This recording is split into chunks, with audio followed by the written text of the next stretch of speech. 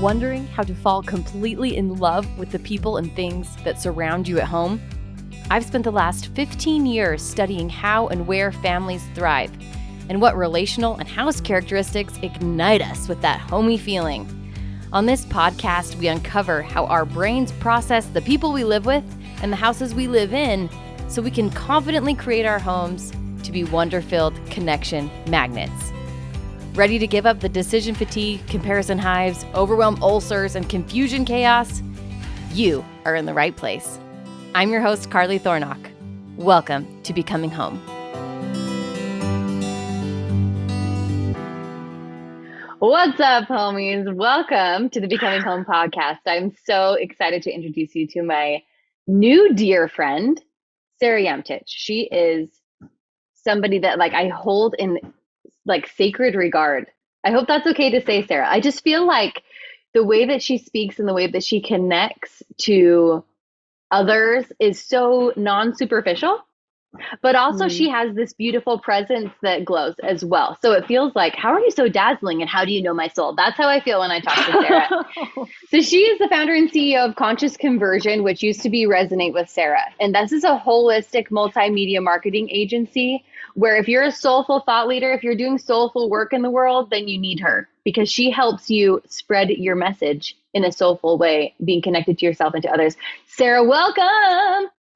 Oh, Carly, thank you for such a beautiful introduction. I absolutely adore you. I adore you as well. Okay, so let's talk about holistic multimedia marketing. Will you explain to all the people what that means? Because I'm sure we all have an image of marketing, you're a marketing agent and you do the Facebooks. So what does that actually mean? Yeah, so marketing, it needs a total reframe. And I think this about every single system on the planet right now. I do too. Everything needs a reframe. We need to hit reset on how we conceptualize every single paradigm and system on the planet right now. And it's fun. It's fun. We just got to be really creative and then live into that creativity. And marketing is one of those things that I think needs a total shift in consciousness and a total reframe. And it's not so much about how can I sell this thing to as many people as possible and convince them that they need it. But instead, it's about how can I serve the planet and how can I serve the evolution of humanity?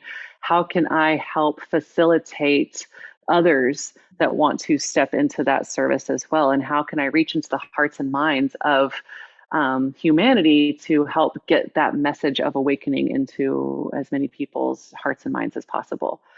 So it's really about a message of awakening. And, there's over 8 billion people on the planet and over 2 billion of them happen to be on Facebook and Instagram. So that's a really good place to reach a critical mass of people. But there's other places too. I mean, there's your immediate community. There's your immediate surroundings geographically. There's your immediate community digitally about the people that you interact with on Zoom calls and on social media.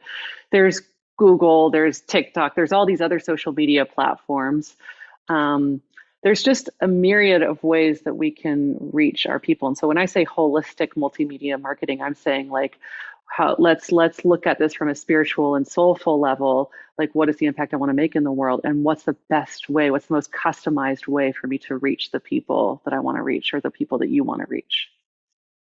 So good. I feel tears welling up in my eyes. The world needs this. It makes marketing a sacred practice, which truly everything helping each other and using our gifts, which I feel are God-given in the first place, and cultivating a relationship. What's more sacred than that, truly? And thank you. That is exactly what I think the paradigm shift needs to be in all of our systems is how can we make this sacred? How can we make marketing sacred? How can we make economics sacred? How can we make community sacred? How can we make living in our homes and how we decorate our homes sacred? How can we make parenting sacred? Banking, everything.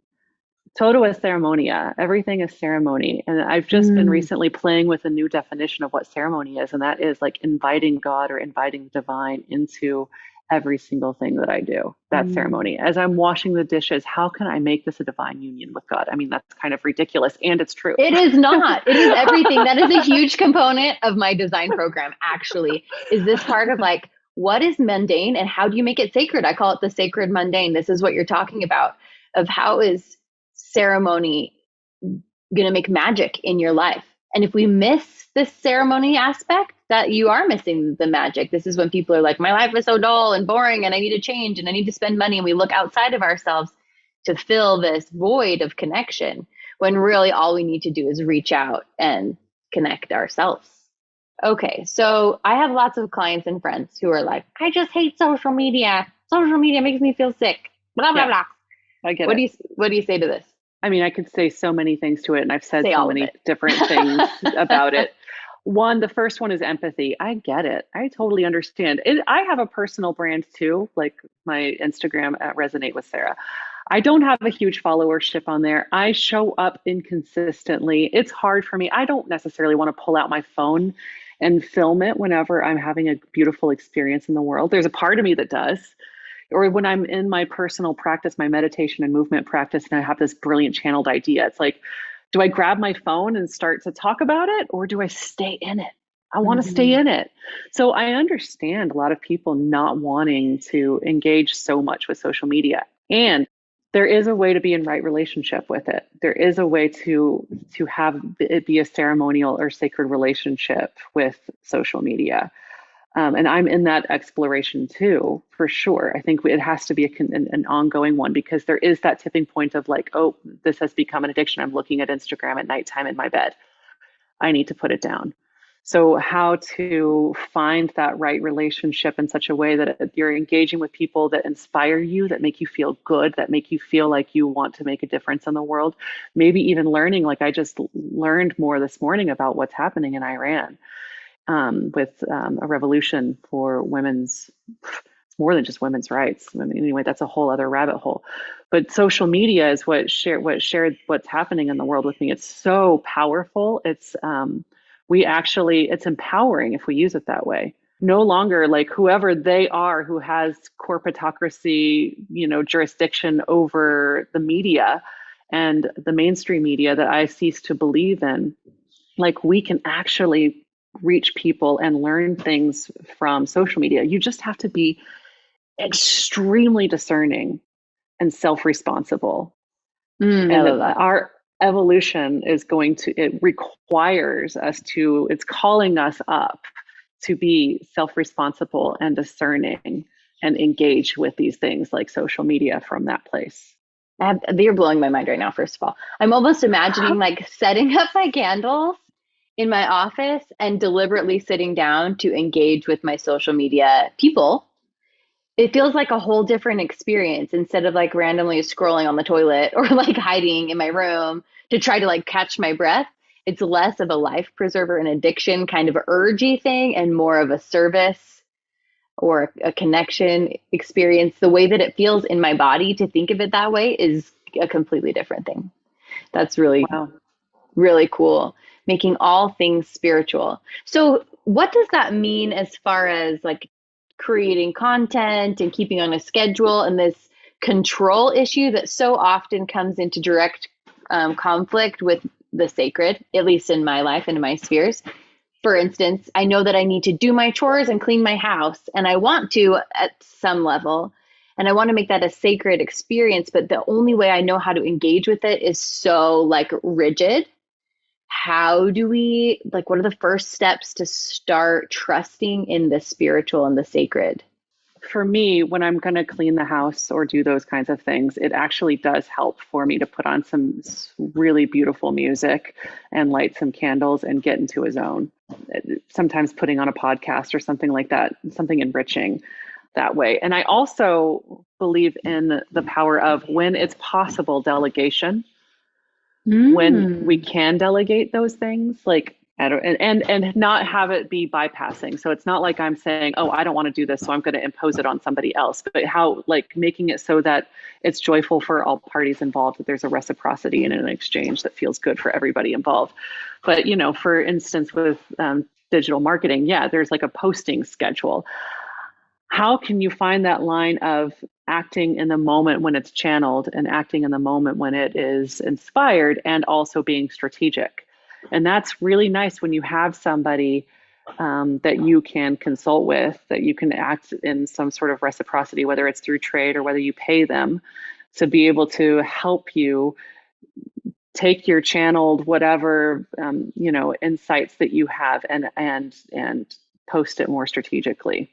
So I have somebody on my team at Conscious Conversion that she's my operations director, and she also is the sort of social media strategist. And she loves it. Like, she loves to think strategically about these things. She sees whatever content that comes to my mind, and she says, "Oh, I know exactly what to do with that." And I don't lean on her too heavily for my own stuff. I'd like to more sometime soon.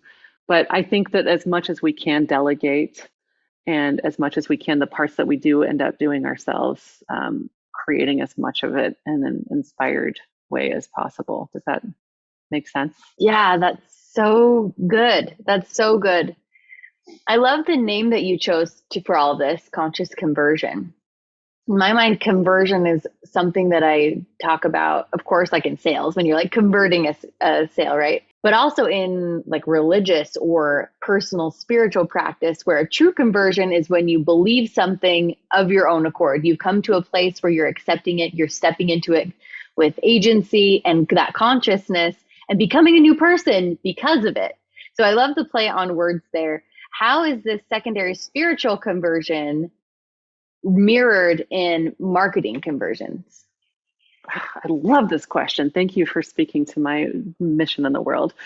I love that. And it's interesting because people have sometimes are like, yeah, maybe you should change the name of your podcast. I have a podcast called Conscious Conversion, and somebody kind of has religious or Christian undertones. And I'm like, you know what? People are going to kind of have to get over that and see around that. Because for me, yeah, you've got the double meaning of like the sales conversions for sure. But there's also, if it's the conversion from what I would like to continuously unfold into, my own conversion into, how can I be in service of the divine? How can I be in service to this planet? How can I be in service to evolution of my species, of humanity?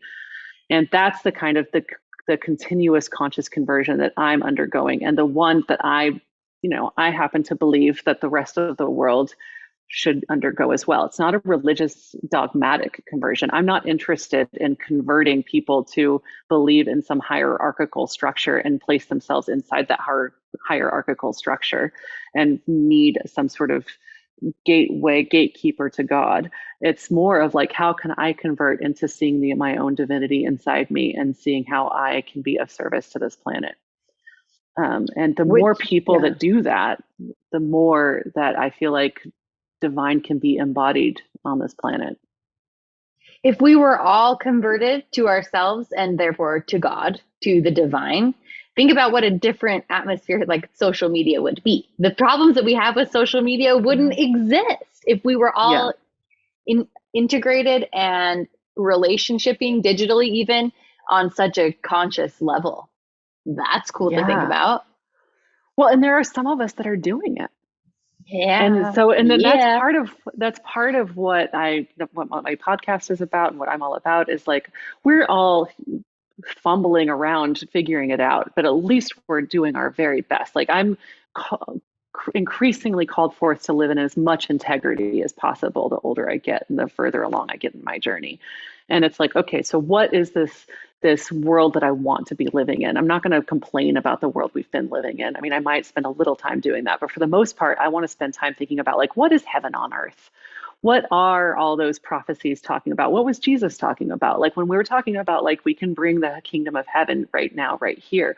What does that look like? And how can I embody that as much as possible with this vessel? And how can I help radiate that and co-create that with my dearly beloved friends and family and community? How can we co-create heaven on earth and inspire that?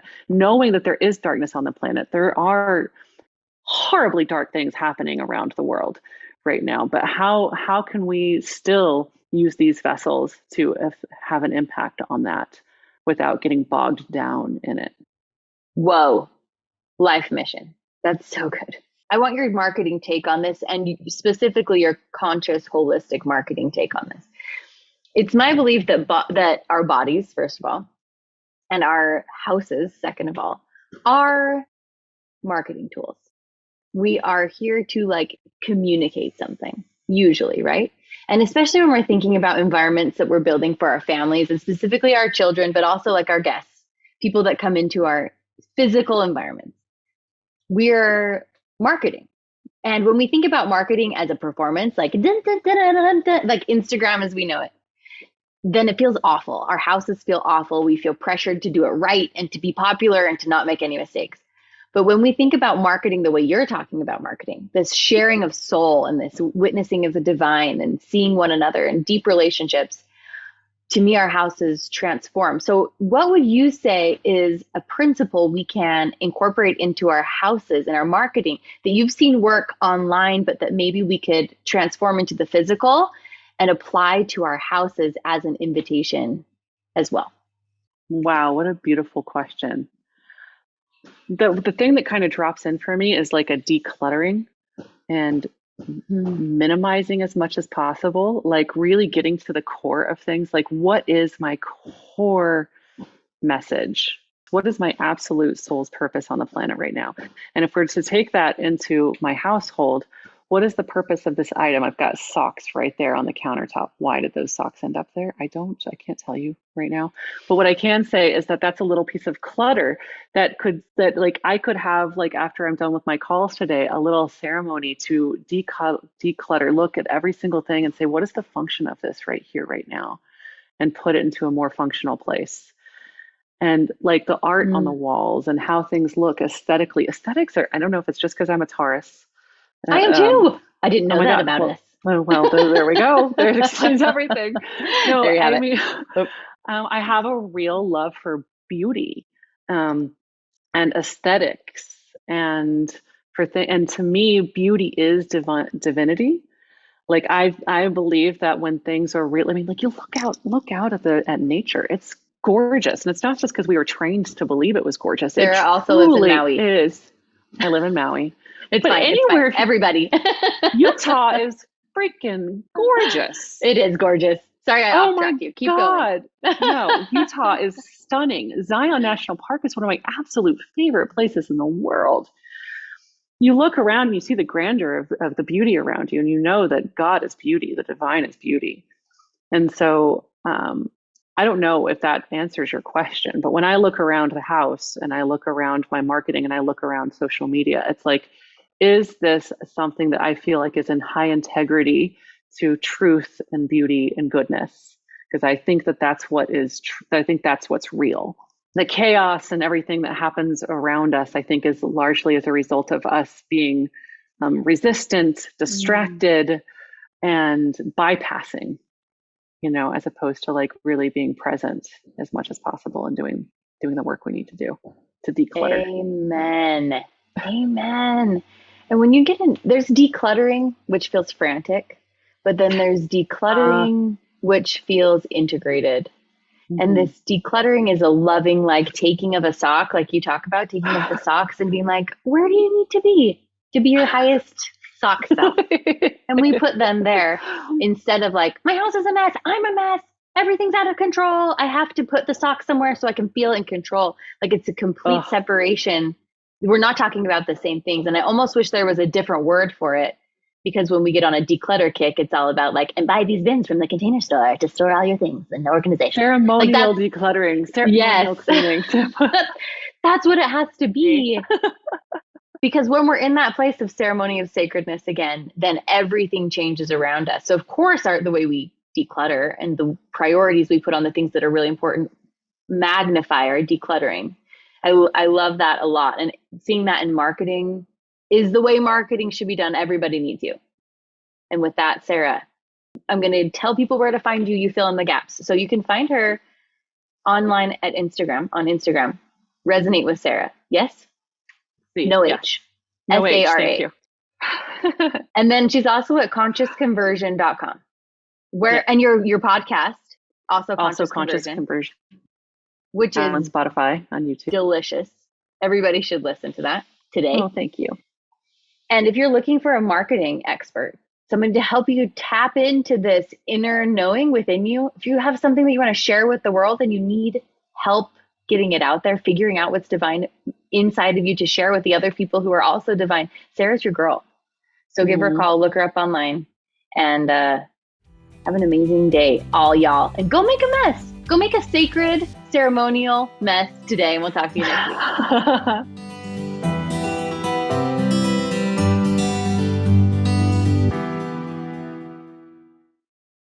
Hey, thanks for listening today. If you love what you're hearing, share this episode with a friend who you want to chat with about it. Also, leave a review for the show so we can reach more soulful mamas looking to love the magical humanity that surrounds them at home. If you really are digging this scene, come check out The Knowing, the inner circle for confident home creating. Find all the info about it as well as a full transcript of this episode over at carlythornock.com.